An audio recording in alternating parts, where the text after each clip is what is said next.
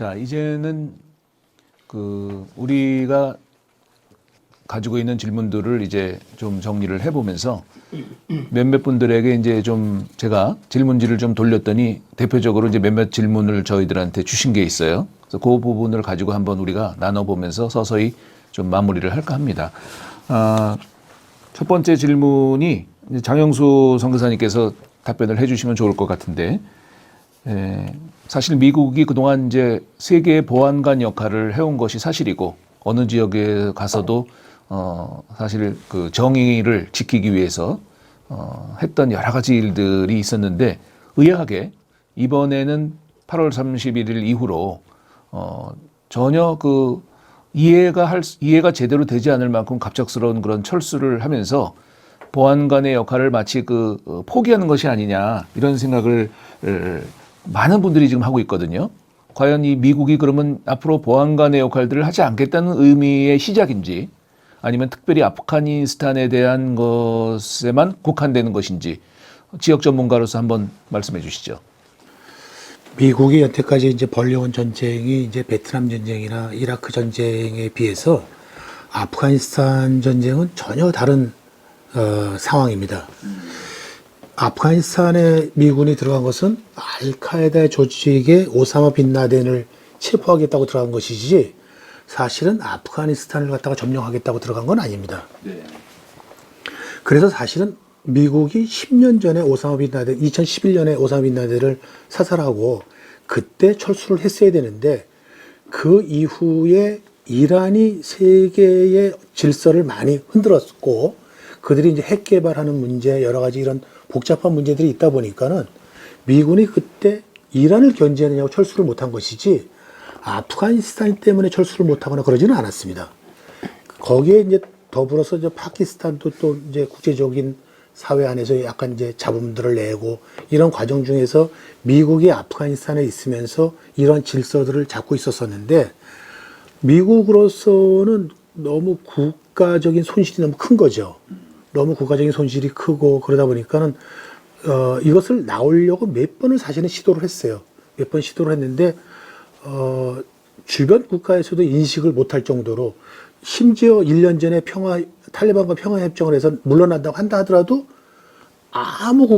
누구도 그거에 대해서 놀래거나 거기에 대해서 얘기한 사람이 없을 정도로 저희가 조금 무감각했던 것이죠.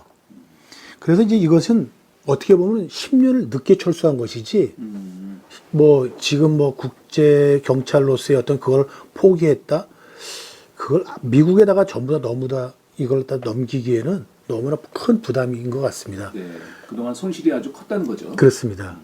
네, 알겠습니다.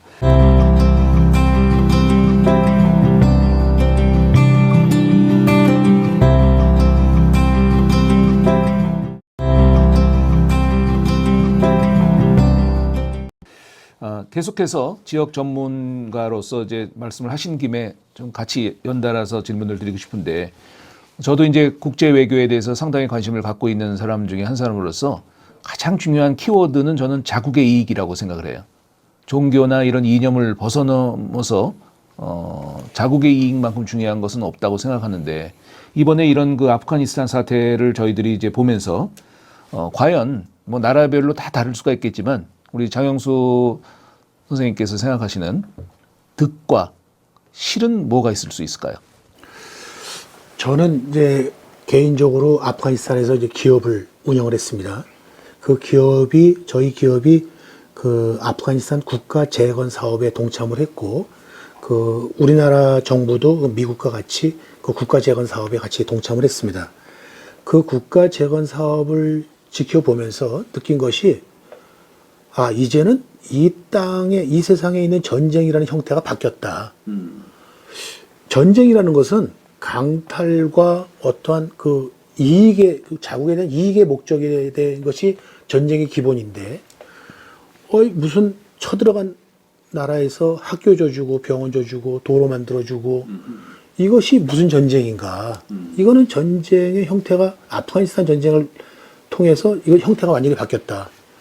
그것이 증거로 보는 게 뭐냐면, 지금 시리아라든가 예멘에서 나오는 전쟁에 지금 어느 국가도 개입을 안 합니다. 전쟁의 형태가 바뀌다 보니까 누구든 손을 대면은 누구든 손을 대면은 그 나라에 가서 부서진 거를 다 고쳐주고 경제적인 부담이 그런 인권들을 어마어마하게 인권들을 세워줘야 되고 이런 경제적인 이제 부담들이 있는 거죠. 그것이 아마도 우리한테는 큰 피해로 오지 않겠는가 한국은. 왜냐하면 저희가 남과 북이 분단된 국가이다 보니까는 이제 만일에 북한이 어떠한 전쟁을 발발할 때에 어느 나라가 우리나라에게 도와주겠는가? 전같이 6.25 때처럼 많은 나라들이 와서 도와줄 것이냐? 이런 의문점도 있고요.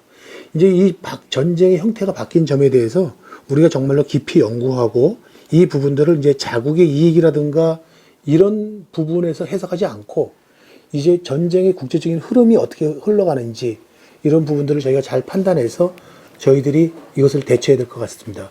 하나만 더 말씀드린다면 저희가 오늘 이제 다루는 타픽이 난민에 대한 문제인데 우리나라가 난민에 대해서 상당히 좀 먼 나라의 이야기로 우리가 쳐다보고 있는데 사실적으로 우리는 북한이라는 나라를 머리에 이고 있습니다. 가장 많이 난민이 발생할 수 있는 가능성을 가진 나라가 아프리카 다음 북한입니다.